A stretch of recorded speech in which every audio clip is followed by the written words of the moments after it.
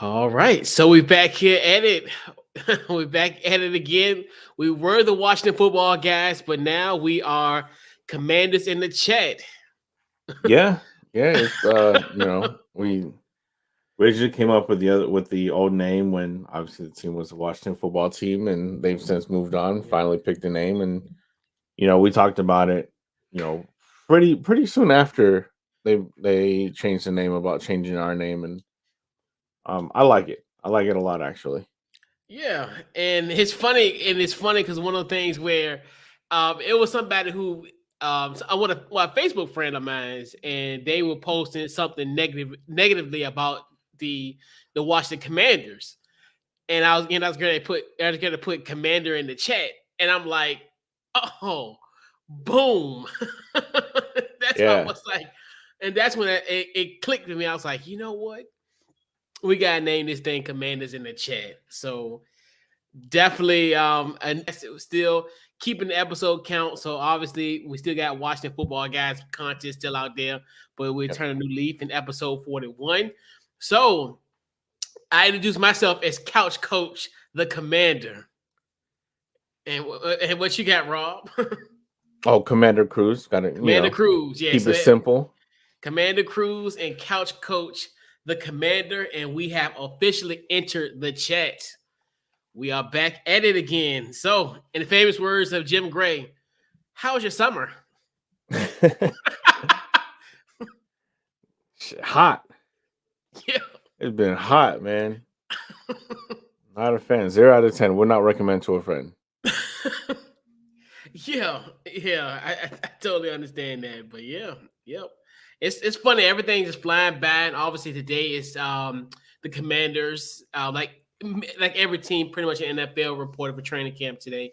So football is upon us, Yep. and we got to hit you with we are a Josh Doxson away, 18 days from our debut against the Carolina Panthers on August the Yeah. 13th. And we are only a Chris Cooley away, 47 days from our opening game on September 11th versus the Jacksonville Jaguars. Well, Doug back. So, Yep. Doug is back.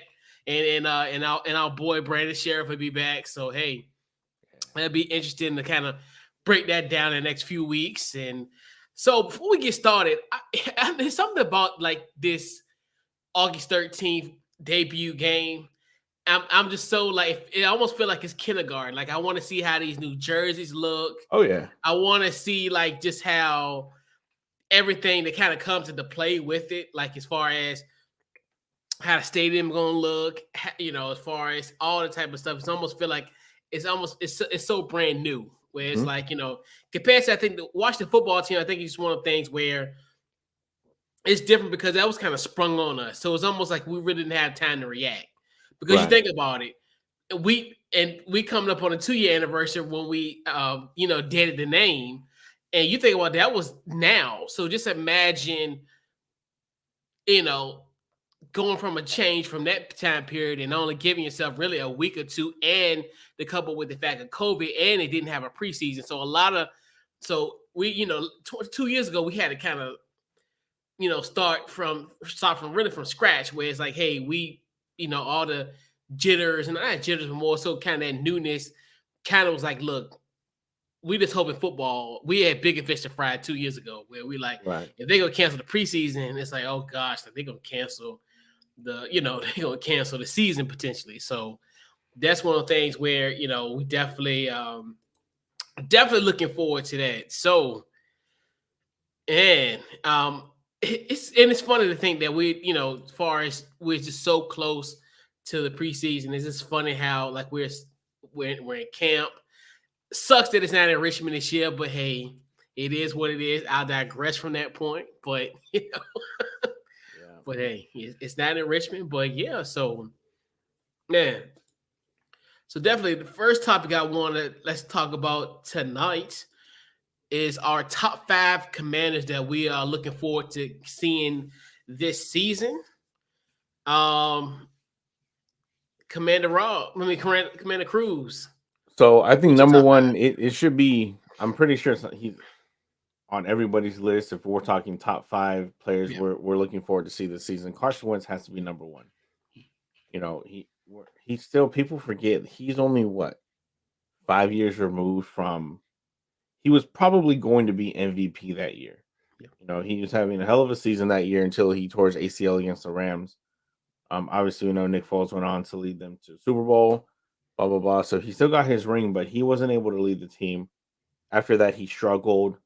Finally, they replaced him with Hurts. Went on to Indianapolis, had a statistically a very good season there. It was, what was it, like 27 touchdowns, only 11 interceptions. Mhm. But the league is a what have you done for me lately? And when your last game as part of that team is losing to the worst team in the league, missing out on a playoff spot, it rubs people the wrong way. People get certain views about you. And this is just a fresh start for him. Finally, he has weapons around him. I think the stat is that he's never had 1,000-yard receiver in his career, whether the 4 or 5 seasons in Philly, the one in Indianapolis. So this time he has Terry McLaurin, who has done it each of his 3, 4 years in the league. I think 3 years in the league with 8 different quarterbacks. So as long as Carson Wentz is able to stay healthy, not be hurt, not miss any significant time, you got to think that Terry McLaurin is going to pick up where he left off last season. Another 1,000-yard receiving season, maybe pushing that 1,500 yards, depending on what Josh Dotson can do on the other side of him, and then paired along with Curtis Samuel. Number two, I just mentioned Scary Terry McLaurin. He got his contract. He held out for a few days of the OTAs. He got his contract. Time to earn it. Terry McLaurin doesn't. He's never been a diva. He's never given off that diva vibe until the holdout. So I have no reason to believe that he's gonna be a, well, I got the bag, so I'm good kind of guy. I think he's gonna be hungry to prove that the money that we're spending on him is worth it, and he's gonna turn around. He's gonna ball out. Number three on my list, Deron Payne, mainly for the uncertain future. You know, Ron Rivera went on, shortly after the season ended last year, and talked about how they were not going to renew. They weren't going to discuss a contract extension for him. So as of right now, it's looking like, but you're going to have to trade him. You're going to have to trade him by the deadline if you don't get an extension done, which last I heard, I've been gone for a while, but last I heard, that's not really being entertained at the moment. So Payne can do one of two things for us. Either he can have a really good year, really good first half of the season, and put us, kind of lead that defense to where it needs to be. And then that trade value will go up. We'll be able to get, a nice little package for him. Or he doesn't play well and, he struggles and looks like Ron Rivera is kind of smart, dodged the bullet, and still able to trade him, not necessarily get as significant of a trade package for him, but was able to again be perceived as dodging the bullet on giving him a massive long-term contract and him play poorly. Number four is Chase Young. Coming off the ACL tear, whenever he does return to the field, he opened up training camp physically unable to perform less, along with a couple other players. But which Chase are we going to get when he comes back? Are we going to get the Predator we saw his rookie season, his defensive rookie of the year? Or are we going to get the Chase Young that we saw, the first half of the season up until he got hurt against Tampa and really struggling, not really making on the stat sheet, at least, not really making an impact on the game. And last but not least is your boy out of North Carolina, Cole Holcomb, bona fide leader of that linebacking core. There's no ifs, ands, or buts about it. That is his squad. That's his unit now. He's gonna be, he's gonna be with the one with the green dot on his helmet. He's gonna be the quarterback of the defense. And I think he's ready. He played really well last year. He came up really big against the second, no, the first game against Dallas last year. Almost led that comeback at that pick six against Dak. So I think he's ready for the role. I think he's ready. It's his time to shine. Those are my five that I'm looking forward to the most. Yep. And mine's almost eerily mirror yours in a few in a few of them. I got obviously I think number one has got to be Carson Wentz. Obviously, as you were saying, as far as just like the production. Now, curious as to see now he has a bona fide number one receiver. And you just look at from the numbers that he had last year was pretty good, you know. And the thing that he did is was probably one of the worst offensive lines that he's had. The Indianapolis Colts line was not the best last season. So coupled with that, where I think we have somewhat of a better offensive line coming into it. So that's one way you really want to see. It's almost like how we looked at Ryan Fitzpatrick last year, where we looked at Yeah. we potentially we have an upgrade at the quarterback position, which will bode well for this team. And I think that was kind of one of the things that you look at down the line last year. What ended up happening, one of the major issues was the consistency at the quarterback position. So you're hoping that you get that constant, and you can get those kind of numbers. And he's in a different atmosphere. I think the Philly situation, because I think a lot of what Carson Wentz is a mental thing. Where I think with the situation with Nick Foles, you got to think about it.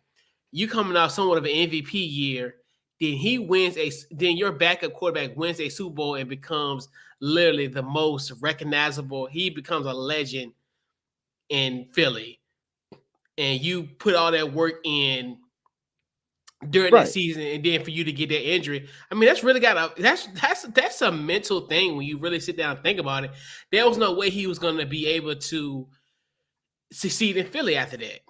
Yeah, because even think about it, like going into that season, let's say the first 5 weeks of the season, he playing well, playing at a very, very high level. If you would have said at that point that Nick Foles would have a statue outside of Lincoln Financial or whatever it's called now, and Carson Wentz would be on his third team in 3 years at this point, nobody would have believed you. We would all thought you were crazy. The fact that Nick Foles has a statue outside of the Eagle Stadium is bizarre. Yeah. Yeah, because he led them to their only NFL, well, their only Super Bowl that they've had. And you think to yourself that's you living up to that expectation is humongous. And that Indianapolis, I think it's just one of the things where it was kind of short lived. Even though he was performed very well with them last year, but that last game was the kind of telling for him. So I think, like you said, here where he's literally clearly the guy, I think that really helps. Where Indianapolis, he was the guy last year, but I think now hey, this is the guy going forward. He knows that pretty much he knows he's going to be a starting quarterback, and I think that's going to give him confidence. And I'm just really curious how he's going to play because he's going to have some big games, a lot of comeback revenge games. He got, I look at even week one going against that same team, even though they're different, obviously. And, and a guy like a Doug Peterson who knows him very well, very intimately, in a sense, where that's another thing too, where, hey, he's going to have a lot of games that's going to test his mental fortitude. And I'm very curious how he's going to perform in those games. Obviously, week one, then, going to Indianapolis on October 30th, and then 2 weeks later, you're going to Philly. So those are going to be kind of ones I look at, and it's like, hey, this is going to be one of those things where you have to see what he's all about and to see if Carson is mentally tough. But like I said, I think he has the physical intangibles to take care of this team and what we need. I think it's more so boils down for him. It's going to be probably it's going to be a mental grind. Oh, yeah. Number two's got to be Chase Young. Definitely, obviously, with that injury coming off of that, obviously he was put on the pup list today, and which we kind of understood that was gonna happen because of the fact him getting hurt in November.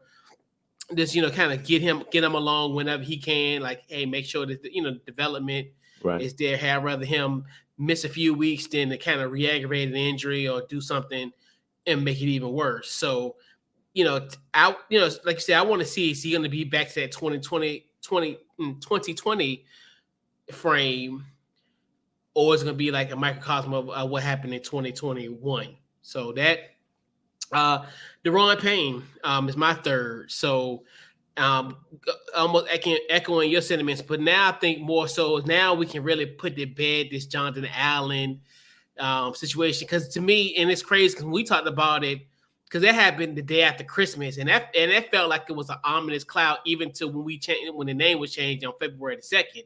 Mhm. I still looked at that moment 6 weeks later and was like, are we ever going to recover from that? And now you have an opportunity now where, hey, because we thought Deron was going to be out of the building. Honestly, we thought his days was numbered, and potentially his days maybe potentially numbered, especially with the Adrian draft pick. Yeah. Him draft, so that's we think in theory that could be his replacement on that defensive line. And I think it's just more so of, hey, what he's going to do. This, like you said about earlier, it's a contract year for him. So you want to see what he can do. Hey, is it a situation where he's auditioning for other teams? Or is he going to just do something this year that warrants that extension, or that Washington wants to extend them? So that's another thing, too. My fourth is going to be De'Ami Brown. I want to see what he can do. That's definitely now when you're bringing in Jahan in the fold, where you look at him, where I think he's going to be, that guy that's going to potentially be that maybe the second wide receiver slot, or potentially or to be the slot receiver. So where that leaves a guy like a De'Ami, where could he be buried in the depth chart with with the other guys?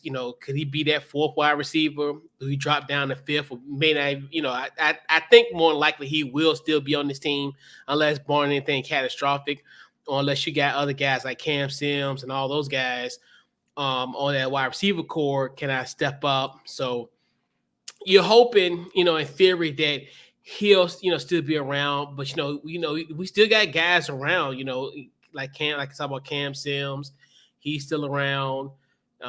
So he'll be one of those guys that's going to be kind of teetering on that. So you look at that as potential, and then also Kelvin Harmon. So some things where could he, is he going to be in that depth chart, like as far as where his position is? Because we know pretty much he'll probably be fourth at best. So hopefully, he'll get there, and and it actually make some contributions this year, because I think he has some potential. I know he had a pretty decent catch in that Dallas game, and in that game that we really want to throw away. So essentially, it's still even on my mind now. It's living in my mind rent free, and it's what is this July? And it's crazy. July 26th. That was what 6 months? No, that was 7 months ago. 7 months to this day. Oh gosh, like that's crazy. But yeah, 7 months to this day where that still's there. So I am Jahan, and then also not Jahan, but De'Ami. Then my final one is going to be Benjamin St. Juste. I'm curious as far as what they're going to do with him. I think he's a guy where there's especially and we talk about the secondary too. We like blue in the face. I mean, everybody in the secondary really got a chewing out of us last season. I mean, we found so many in our post game shows. It pretty much they took the load as far as the criticism, because obviously those plays were kind of blatant. So it's kind of one of the things where it's, hey, those plays you just couldn't ignore. Those plays were like elephants in the room, where it's like you can't say, oh well, guys are getting burnt, like guys are getting like to smithereens. So we couldn't ignore that. But now seeing him kind of being back here, second year in this defense, is he going to step up? And as far as that's concerned, and then also because he's going to probably have a good opportunity to potentially start for this team, potentially become like our nickelback. So it's just one of those things where it's like, what is he going to do in his second year? Like, are we going to see like somewhat of a leap and a bounds in his play this year? So I'm really curious as to how that dynamic is going to play out. So hopefully he'll answer the call to step up in the secondary. So especially considering the fact we really didn't do much this offseason as far as addressing the secondary. So you're hoping that you get a guy like a St. Juste who's coming off his rookie year can definitely step up to the plate in his second year. So Yeah. Yeah, because I mean, you even said it. The secondary took a brunt of the criticism last year, even with us. It seemed like every post game we did, it was, oh, the defense secondary gave up another 3rd and 15, 3rd and 20 in a crucial play. I'll never forget week 1 against the Chargers. That one, we talking about things that live in my head rent free. Oh That third goodness. and 15 with the chance to, I don't know if we were leading or if we weren't down by much, but that was the point of the game where it was ice. Like, and it was a 3rd and 15 because the first 3 plays of that drive were defense played very well. Front line got Yep. to Justin Herbert, and then for whatever reason, just it was the theme throughout the entire season was third to the point where me and you watching games when we would text during the games, we would joke between each other like, "Oh, 3rd and 20." First down. We felt better with 3rd and 1 to 3rd and 3 than we did getting a stop on 3rd and 20. Like, and it was just a rough season for that defense. And you're right, the team did nothing to address that, which means either A, Ron Rivera does not know what he's doing anymore, or B, him and Jack Del Rio really do see something in this defense, in this secondary, that they feel like they were just, 1 or 2 plays away from being a fairly good to great defense. Yeah. And I just found it just so funny. Like it was just, and that's one thing too. And I'm just like, that was the thing that really kind of baffled me in the offseason because I was like, all right, you know, and a lot of it too, where I think, even kind of the piggyback, and then also too, not really. I know for Adrian that selection, but then also addressing the defensive line where you lost guys like Ioannidis and also Tim Settle. So it's one of the things where, especially, and I haven't talked about this. I've been on a few shows to preview the Commanders this season, and that was kind of one of the things I'm thinking to myself, like, you hope you don't run into that same situation that happened to you last year, where we were so thin, last year when it came to the line, because obviously with the injuries to the Chase, and then Montez pretty much missing pretty much the last quarter of the season essentially. So, and it's just kind of one of the things where it's like I thought that was kind of odd too, but yeah, those are the kind of, so those are the 5 guys that I'm looking forward to watching this season and just seeing, hey, you know, which I think they will potentially, well, not all, but all 5 of them will have an impact on this team, either good or bad. But for the most part, we're hoping that these guys make a positive impact. Yeah. So, so, so we got 17 games on the docket this season. Got got any 3 games that you're looking forward to seeing this season? It was hard to pinpoint just 3, I know, right? but I was able, because obviously every division game is important. Yeah. So I had to get one in there, and that one to me was week 3 against Philly. One, Carson Wentz, his first game with us against Philly, even though Philly's it's a shell of what it was, or it's a whole different crew. This isn't Doug Peterson. This isn't him facing Doug Peterson and Nick Foles. It's you know Mr. Rock Paper Scissors and Jalen Hurts for the first half of the game. So that's number one, and it's week 3, so that'll be our first kind of real litmus test because we got Jacksonville week 1, Detroit week 2. Not to get ahead of ourselves, but you would imagine those should be fairly easy games if this team plays. I know Detroit has the most expensive offense because they're paying Jared Goff $87 bajillion Yeah. to throw 47 yards, but I think week 3 is going to be our first litmus test. Um, Next one I have circled is week 9. That's Kirk Cousins' return for the first time to FedEx Field, Yeah. Minnesota. I'm really looking forward to that one. I hope Kirk Cousins plays well, obviously, but obviously I hope that we pull out the dub. But I am rooting for Kirk Cousins a little bit. And then week 5, this one's just personal, just petty for me. Tennessee Titans. Oh yeah. We're not gonna get into it. You know why? Say less. That's the one I can't wait for that game. Yes. hopefully, because if Tennessee wins, I won't be very Yeah, active in that chat for a little bit. yeah, yeah. It'd be about a month for me if I ain't trying to hear nothing on October the 9th. And also, yeah, any honorable mentions you can do. 'Cause I know it was difficult with three. I think I got like 5 or 6 down mines, but We I'll just meet My yeah. honorable mention, week 18 against Dallas. That one's probably going to be for the division. I feel Yeah. like that's going to be like kind of like what 2012 was. Yep. That one's going to be flexed into that Sunday night game, kind of like how Washington Philly was a couple years ago when we won the division. That's going to be a Sunday night game for the division. To be able, that's probably going to be for like the three seed, and so that's another one. Obviously, I'm looking forward to. Yeah. And so number one, I think it's going to be for me. It's week 4 at Dallas. Just for the simple fact of that situation that happened 7 months ago, to kind of redeem ourselves, and like you said, and it coupled with that Philly, where hey, this it's a litmus test versus last year where we only had one divisional game, and then we had the final 5 of them the last Yeah, 5 weeks of the season. So this one's a little bit different, where hey, this will give us a shot to kind of see hey, how is this team doing? Because obviously we'll have a home game against Philly, and then also we'll have a road game against Dallas in back-to-back weeks. Well, with Dallas in week 4. So that's also too where that's going to definitely be interesting.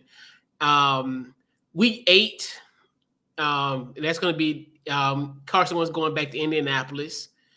That's another one where I said, hey, this is going to be a situation where you know um, to see his mental fortitude, to see how he'll perform in these type of situations where he knows, hey, these guys don't like you. I mean, these guys, this is your former team. They let go of you, and then they end up getting a guy he ended up getting Matt Ryan. So that lets me know, hey, that's offensive to me.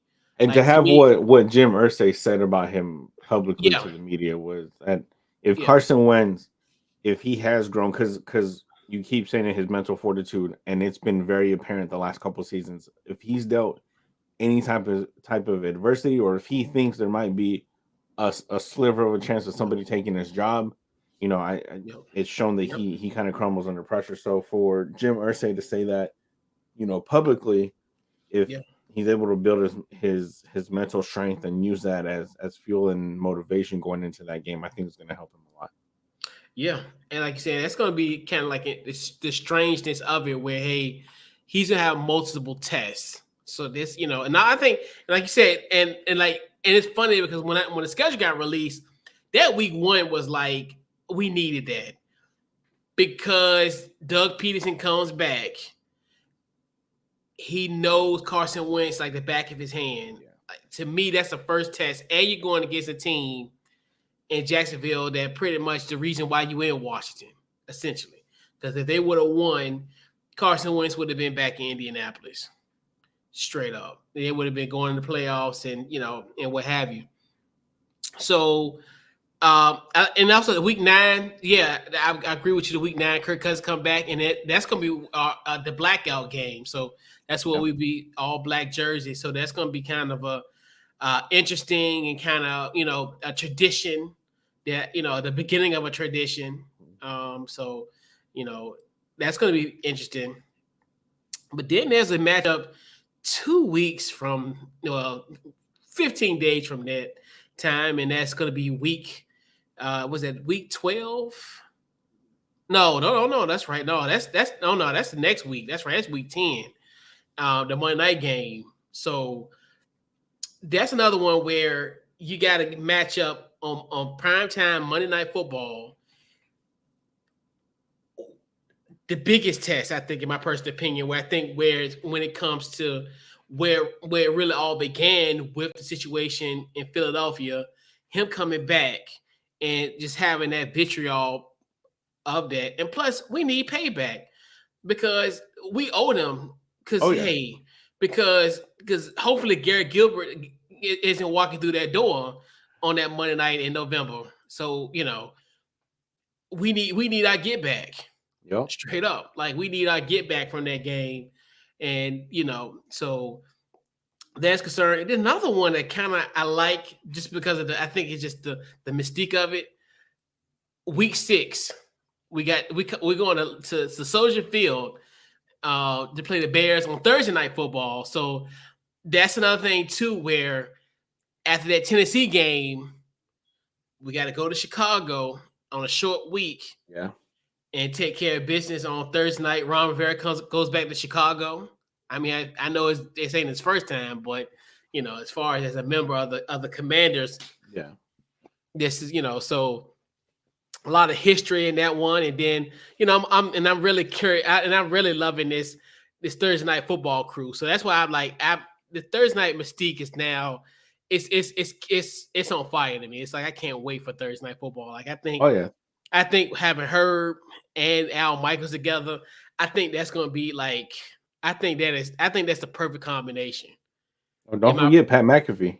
Yeah, he'll be on there as well. That is single-handedly the biggest reason I am so excited for Thursday Night Football this year. Yeah, and it's going to be it's going to be on Amazon Prime. Like, people talk about, am I ever gonna cancel my Amazon Prime? Never. Like even if I don't even have a package delivered to my home anymore, I am still gonna keep my Amazon Prime. Like just and then so for real. But yeah, I think that's gonna be a fun game as well. Like you said, Tennessee, I think that'll be also too. And that's the thing too, where how our schedule is. It's like we're gonna have some tough games, even though people say we got one of the weakest schedules, but we still got some teams in there where hey, we need to kind of test. It's gonna test us, and it's one of the things where hey, we'll get tested early. And I know that we really didn't talk about this because obviously I think we really talked about the draft because we really haven't talked since the schedule release, but a week 14 back. We have a week 14 bye week? Yes. We ain't got a bad week until the 2 weeks before Christmas. Oh, that's beautiful. I've always personally liked late bye weeks. That late though? Yeah. Oh my gosh. I want it in the teeth of the season. I want our bye week to be at least at like how like last year was, where the first week of November was our bye week. We don't have a bye week until 2 weeks before Christmas, to like December the 10th or 11th. I'm like, oh my God. That could be the final push for the division, because right after that you got New York, we got the Giants, San Francisco, which we don't know what they're going to be. We don't know what Trey Lance is. Cleveland, which Cleveland is back to being Cleveland. Thank goodness. All is right in the world. And then week 18 against Dallas at FedEx Field. Like that's the final push, and it's going to be nice as long as we don't have any like season-ending injuries prior to, like, people are going to be banged up. We know that. That's football. Yeah. Having a week 14 before the last 4 games, that week of rest, I think it's going to be good for this. I've always preferred that over like early in the season. Like the first bye week, I think is like week 5 or 6, something like that. Yeah. Like that to me is the worst time to have your bye week. And the only thing I like about the bye week is sandwiched between the 2 Giant games, where that helps. Where hey, as far as if we lose, in week 12 against the Giants, okay, cool. But we know going in, hey, we still preparing for the same team, so that really helps as far as I think for the coaching, as far as their preparation. I mean, it's probably gonna still be the same, but it's going to be against a familiar opponent. So that's one of the things where you look at that, hey, it'll give us a better opportunity. Hey, either one, I think, potentially that could be a sweep or we could split it. So I look at that type of situation. And then it just depends on when the bye is needed. And I think that's one thing too, where I think last year when we had our bye, after Halloween, we needed it because obviously, getting our mouths, we got our teeth kicked in against Denver. And that was kind of, hey, yeah, we need to kind of get ourselves together, kind of regroup.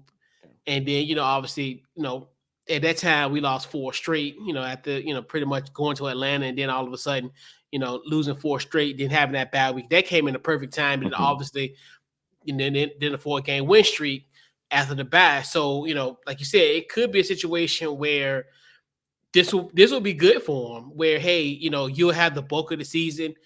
You're hoping that at that point you'll be above 500, and then those final 5 games is not as bad. Like you said, Giants. You'll have the Giants at home, so that's a kind of good thing. You come home, then you got to go to San Francisco on a Christmas Eve.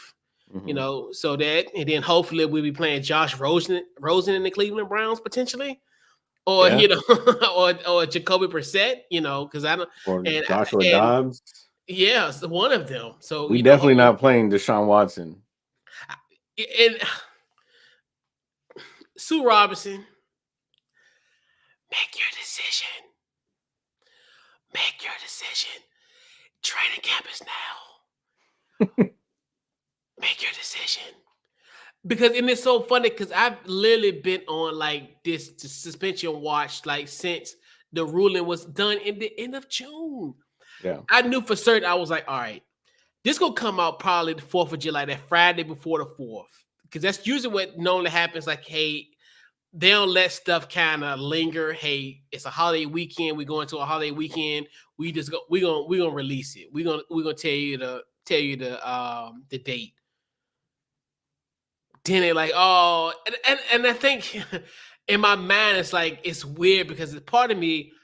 I think they're trying to kind of get this. To me, I feel like they treat us like a focus group, where you Mhm. see how like a couple weeks ago, where they're thinking about the whole season, and then they're like, well, maybe 8 games, and then one was like 2 to 6, and it's almost like, are y'all taking like a poll of like how people Right. feel about this? Because it's like you've had 4 different, 3 different scenarios when it came to the compensation for the suspension. Well, as far as the suspension itself, not compensation, but I'm thinking to myself, um, we might need to make a ruling in this because Yeah. it's and it's not one of the things where especially when you're in this scenario where we're training camp, like teams are gonna be playing football in less than 3 weeks, Yeah. like so it's just one of the things where, like you said, not to hope on anything, but hopefully, like we said, hopefully we'll have a Josh Rosen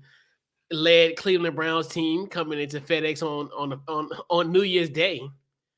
That'd be Yeah. interesting, New Year's Day at 1 o'clock. So, and then like you said, the Dallas game, like you said, it's kind of eerily familiar to 2012. Yeah, this could be a game that could potentially could clinch the division. You're hoping, hey, this would be another, like I said, it'll be the primetime game, and you know, so hopefully that is the case because winner, hopefully winner of this game would win the division. So Yeah. that's what you're hoping.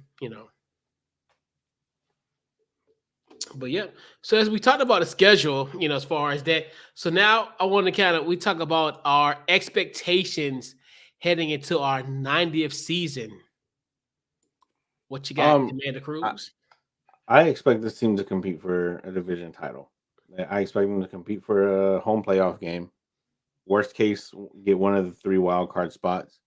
But you got a true number, hopefully a true number 2 across Terry McLaurin and Jahan Dotson, maybe De'Ami Brown. You still got Curtis Samuel you can keep in the slot. So we have, and then obviously Cam Sims, Antonio Gandy Golden now is a tight end, which that'll help the tight end room a little bit with Bates and Logan Thomas. Wentz, hopefully we can see 2017 Wentz, MVP caliber. I may or may not have already put money on him winning the MVP for the season. Um, but I think he has a shot. He has the weapons, and I've thought about this a lot since we signed him because at first neither of us were really excited about the signing, about the trade. When somebody like Matt Ryan was available, possibly to be traded for, we go and get Carson Wentz. I wasn't excited. I wasn't happy. I wasn't thrilled. But then kind of slept on it, and I started thinking about who he has had, and he hasn't had weapons other than Zach Ertz. Zach Ertz has been his best weapon his entire career. So for him to have a full, if everybody's able to stay healthy, relatively healthy for majority of the season, to have all those weapons around him, I think Carson Wentz is going to play great. I think he will be at the very least in the MVP discussion. And then defense is poised to bounce back. And we talked about the DB group earlier. Took a lot of heat last year, rightfully so. William Jackson III played like absolute dog water last year. You know, anytime you heard Washington giving up a big play, it was usually against William Jackson III. All that money they're paying him. So, but I think this defensive line is going to get back to what they were 2 years ago. You know, with Chase Young and Montez Sweat, Deron Payne for however long we have him throughout this season. So I definitely expect this team to compete for a division title, and not really an expectation, more of just hopeful thinking, but be really be able to make a playoff run.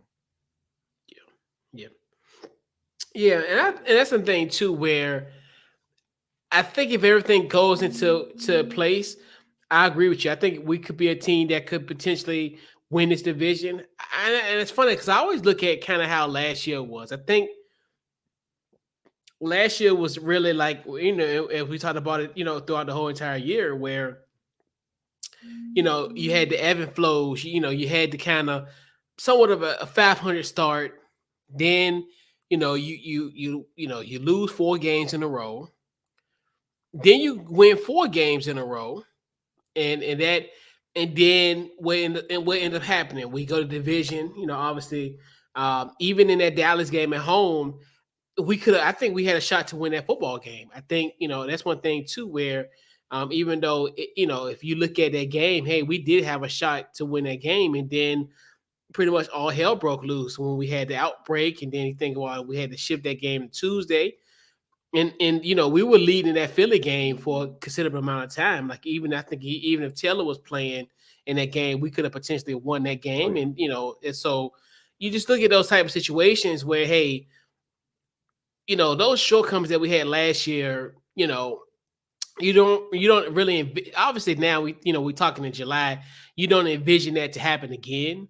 So and now you have a guy like a Carson Wentz who, you know, we there's definitely going to be an upgrade at the quarterback position, because I think we've talked about this last year, where we looked at Taylor as a guy. Hey, he's like a pinch hitter. Like, he's a guy. Hey, if Carson goes down for like 3 to 4 weeks, worst case scenario 6 weeks, Taylor can hold it down. Maybe potentially win us 3 or 4 games, yeah, and that's all you really want him to be. Like, he's like your relief pitcher. So versus when his situation, he was thrust into a position where he really wasn't even supposed to be the starter of this team, because Ryan Fitzpatrick gets hurt in the second quarter, and pretty much he's done for the year. So Taylor was thrust to a position where I don't think many people thought he was going to be our starter the entire year. So a lot of people think, hey, we were 7-10 with a backup quarterback. So I mean, hey, I'll take that. I mean, especially for a guy. Now I understand if we had the understanding of, hey, Taylor's going to be here, he's going to be the long time. Like, if you would have told me Taylor would have been a starter for how many we had, 17, he missed. Okay, he started. He probably started maybe like 15 games, because he missed that Monday night game against Philly. So he played about 15, 14 games, give or take. He started. So you just look at it from that standpoint of, hey, if we can get the quarterback play that we've got for Carson Wentz, even last year's production right. would be great for this team. Mhm. So that, and then also with the defense, like you said, I definitely see the defense coming back. I think the thing is it's the pressure. They got to get the pressure to the quarterback, and that was obviously. And people all often ask me as far as, hey, well, what happened? The thing is, it's simple. We didn't have the pressure. And the thing about defense is, the defense is like everything. It's like everything in life. Everything has to work. It's like if you drive a car, you got to put the key in ignition and start it. Well, some people, they got the luxury of pressing a button and it goes. But in theory, let's take about it from the standpoint of, hey, the defense is the car. We had, I mean, the defensive line The defensive line is the car, is the engine. If the engine doesn't work, everything else is going to fall apart. That's the driver. So obviously, if you're not going to get pressure, what's going to end up happening? You see the quarterbacks had time in the pocket and kind of pick us apart. So guess what? That's what they did on our defense. Hey, we always talk about our linebacker situation. That second layer, was one of our weakest links, and then coupled with our secondary. So that's another thing too, where I look at it from that standpoint of that was our biggest issue. I think, in our opinion, was that not getting to the quarterback, because that's where it really all starts. So the thing is, if this team can get to the quarterback, that has everything else, because that's so I think they'll get back to it. And like you said, and I think, like you said, this is one of the things where it's like I have to kind of put faith in Ron Rivera, because they didn't upgrade for a reason. And that's the thing. And it's kind of weird, especially considering the fact that they were, in essence, desperate. And the only reason why I didn't like the Carson Wentz acquisition, because to me it was desperate, like to a point where it's like you could have got him cheaper. You didn't really have to. I don't think you had to give up draft capital, because especially look at a guy like a Jimmy Garoppolo. He's still a sitting duck in San Francisco, and him and Carson Wentz was like in the same tier. So everybody was Washington was so like gung ho and like, hey, let's just go and grab him. And you actually could have literally waited and got him for pennies on the dollar. So, Well, that's assuming he would have voluntarily came to DC, which is notorious over the true. last 20 years of veterans not wanting. Yeah. And I'm pretty sure that was the whole reason we didn't get Matt Stafford. Not because our trade package wasn't good. It was just because he did not want to play for Yeah. us. Yeah, that's true. And I think it's just one thing, even if he got released, was it going to be a market for him too? So that's the thing too, where it was really going to be a market for him, because we always kind of knew like there was only like a handful of teams that really needed a quarterback. So that's one of the things where it's like it's kind of interesting of that trade. But to me, uh, I definitely think this team's definitely going to compete. And it's funny because I looked at the USA Today. They had their projected records of how teams are going to fare in 2022, and they had us at 7-10. I'm like, all right, that's cool, because one year they had us at 3-13, and we won the division. That was 2 years Yeah. ago. So so they thought we were gonna have a season just as bad as we did in 2019. And same thing goes here. So thank you, USA Today. Um, you know, it reminds me of 2020 all over again. Not saying that we could be 7-9 and win the division, but you know, Yeah, but it's definitely a possibility. The way yeah, this team is structured, we really do just need one. We were literally the last couple of years we're solid, consistent quarterback play away from being yeah, above average, and a more than above average team. I wouldn't say a great team or a contender, but you look at the team in 2020. Going through Alex Smith, the human garbage can, Kyle Allen, for those of you who don't know. he in Houston Um, now. We gotta play him the Sunday before Thanksgiving potentially. then we'll probably. He Davis Mills back up, but yeah, we'll see him. We'll see I'm more him. scared of Davis Mills. Yeah, Alex Smith, Kyle Allen, Taylor Heineke went through all those quarterbacks and still were able to win the division. On the backs of the defense, but if we had the the consistent Alex Smith before he broke his leg, that whole season, Yeah. that's there's no question it would not have come down to the last game of the season for Washington to clinch that division. It would have been clinched by week 16 easy. Yeah, and that's one thing too, where, like you said, and we really has had a revolving door of quarterbacks since essentially since Alex Smith injury in 2018. He was really our constant until the injury went down, and now we've had a rolling deck of quarterbacks, and now you're hoping this is probably the first time potentially that we could have consistency at the quarterback position. Obviously, we thought, Ryan Fitzpatrick was going to be it, but obviously him having a hip injury last year and pretty much derailing his season before he even got started, essentially in that second quarter. So, and that's the thing where the team has been close. People, you can look at, these records. Oh, it was 7-10 or whatever, but that's why we here. We in the chat for a reason, because we see it week in and week out and know, hey, those 10 losses, if we had sufficient quarterback play in certain spots in certain parts of the season, then we could have been able to overcome it. And that's the thing too, where we got a shot.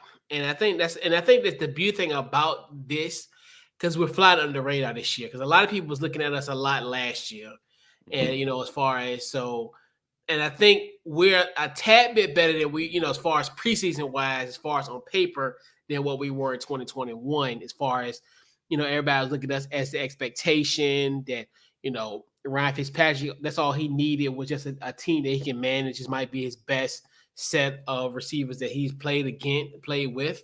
So, and the same thing goes with Carson Wentz. So hopefully, we can get some consistent play with him. Hopefully he'll be able to play, an entire 17-game season. And, it's crazy because everybody say, as far as the injury, but last year he played every single game, surprisingly. Yeah. So that's one of the things where, hopefully that happens again in 2022. So with that, yeah, Washington definitely has a legitimate shot. And the thing about it is too, and I like how this schedule, because a lot of teams I see that we're kind of early on that same level where, as far as, I look at especially like a Minnesota. I think Minnesota is a team that could potentially be a playoff team. So that'd be a good barometer, especially in the middle of the season. And then also we talk about Kirk coming back, Kevin coming back. Oh, Kevin O'Connell. So that's right. I just thought about that. Kevin O'Connell, new head coach. And so we got a couple of those guys we're gonna see. We see Cal on Christmas Eve in Santa Clara. And and Arthur Smith is coming back. He'll be here November the 20th, I think, because he was our video guy, the Falcons head coach. So he'll be back at FedEx. So we got a lot of little reunions coming up this year. So it's gonna be this organization lets a lot of good people go. Oh God, it's so crazy that we had Kyle Shanahan, Matt LaFleur, and Sean McVay all on the same coaching staff. Yep. At the same time. Yep. And I know Kevin came. I think Kevin probably came. I forgot what year Kevin came, but he might have been on the staff at that time. But I think he wasn't on the coaching staff. Nah, he was. I think he was behind the scenes at that time. Yeah. I don't think he was, as far as on the coaching staff. But yeah, I'm telling you, man. I know it's that trips me out, and it's like we literally could have had Sean McVay as our head coach. We chose to stick with Jay Gruden. Yep. And even with Kevin O'Connell, like they're like, you know what, we're gonna get this job to Callahan. And then, and then let Kevin O'Connell walk, essentially. Yeah. So, it is what it is, but I know, right? We'll see how he does in Minnesota. He might not do well. I don't know, but I doubt it. I think he's gonna be okay. I think he's gonna be fine. And I think the thing is with him here, I feel the thing with him in Washington, I really can say I give him an incomplete, because I definitely think he was gonna turn. I think he was gonna help Dwayne, RIP, help him out. I definitely thought having him in the fold was going to be good for a guy like Dwayne, because I think Kevin O'Connell, he is incomplete for us, but you see what he's done, like with Matthew Stafford, what he did with the Rams and all that. So it's just one of those things where he gets incomplete with us, but I can see where there was a direction that he was headed towards, but obviously upstairs, they don't they didn't see the plan. Yeah. They didn't kind of weigh it out and kind of give him the reins like he really needed to have the reins. Because I know because they claim he was play calling when Callahan was a coach, but I'm like, so he gets incomplete. But what he's done with the Rams, I definitely think that helps with him. But I think like in Minnesota, I think he's gonna be good. I think because he was with Kirk too Yeah. once upon so that those years. So I definitely think they're gonna be a team that could potentially, I wouldn't say threaten Green Bay potentially, but I mean they'll be a team that could, well, I mean it could be a threat because I keep on forgetting about Green Bay. But LaFleur comes home too on October the 23rd. Like Yeah. it's really, I'm telling you, I swear it's like what is going on this year? Like everybody's coming home except for Cal, But yeah, Matt's coming home on the 23rd of October, and yeah, my goodness, like yeah, it's so many homecomings, but crazy. But yeah, so let's put a bow on this Commanders in the Chat pod social media in the upcoming situation and in the upcoming projects. What you got going on? Y'all already know you can find me FNC Pod on Twitter, Football and Show Podcast on Facebook and Instagram. I don't have anything set in stone for the future. Um, Work is ramping up, but in December I'll be done with the hecticness and a more solid schedule. But so 2023, I'm looking to m- major comeback and definitely hit a lot of start grinding with this a lot more. Yeah, yeah, big time. Yeah, so obviously for the pod, Commanders in the Chat, follow us on social media, pretty much Commanders ITC on Twitter, Instagram, and also on Facebook as well. So check out the Commanders in the Chat pod. We'll do some stuff on here. Some more, try to get more, we'll be a little bit more engaging with it as well too. So we'll put some stuff out there too to kind of get that going. And then also follow the page, my other podcast, Couch Coach Live. Pretty much Couch Coach Live anyway. Any social media handle, pretty much Facebook, Twitter, Instagram, under Couch Coach Live. We got our NFL previews ramping up, so we get that going. That'll be starting on Friday, and that's about it. Yeah, Couch Coach Live, and then yeah, that's it for me, essentially. So yeah, this has been episode 41 of the Washington Football Gas / Commanders in the Chat podcast. Now officially Commanders in the Chat. We definitely finally got an identity once Yeah, again. feels good. So yeah, yeah. So we'll catch you guys on the next episode. This has been the Commanders in Chat. Catch you later.